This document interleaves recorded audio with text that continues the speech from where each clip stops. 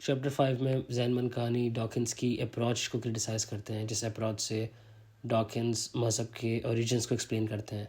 इस चैप्टर का नाम है द रूट्स ऑफ रिलीजन, और यहाँ पर मनकानी का मानना है कि डॉकिंस शुरू ही बाइस्ड असम्पशंस के साथ करते हैं जब वो लिखते हैं, Knowing that we are products of Darwinian evolution, we should ask what pressure or pressures exerted by natural selection originally favored the impulse to religion.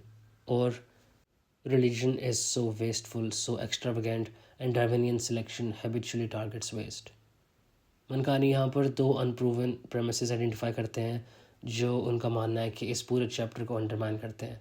पहला, कि इंसान नेचुरल सिलेक्शन का एक प्रोडक्ट है और इस नेचुरल सिलेक्शन में डिवाइन विल की कोई जगह नहीं है। सेकेंडली, कि रिलीजन वेस्टफुल है और इसका कोई पर्पस नहीं है। मनकानी कहते हैं कि डॉकिंस कोई भी एक्चुअल लॉजिकल रीज़न नहीं पेश करता कि क्यों एवोल्यूशन और एक इंटेलिजेंट क्रिएटर का कॉन्सेप्ट साथ को एग्जिस्ट नहीं कर सकते, और ये क्लेम जो है कि रिलीजन वेस्टफुल है, it only makes sense if one already assumes that there is no divine will.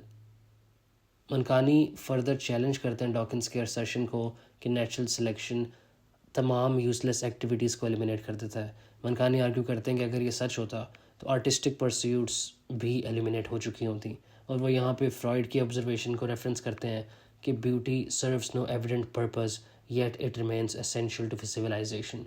Mankani पूछते हैं कि नेचुरल सिलेक्शन ने क्यों अभी तक आर्ट को एलिमिनेट नहीं किया, और क्यों एथीस्ट आर्टिस्ट्स अभी तक आर्ट बनाते हैं, आर्ट क्रिएट करते हैं, instead of focusing solely on survival and reproduction.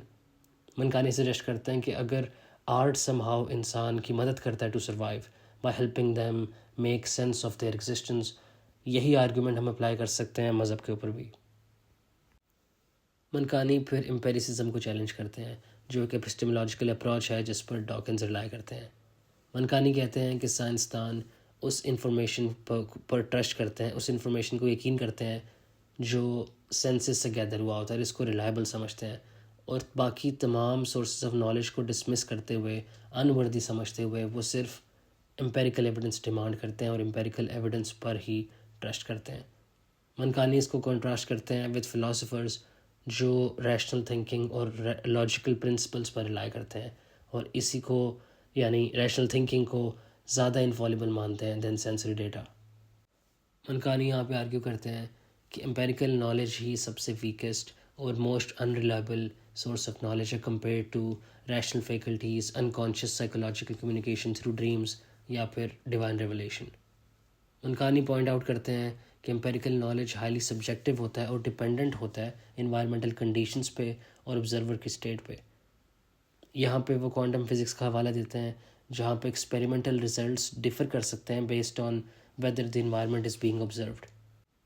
वो लिखते हैं, it is rather strange for a scientist to complain about bad instructions और raise suspicion about the reliability of information received through divine sources, or ultimately about the existence of a divine source when his own foundation is so shaky.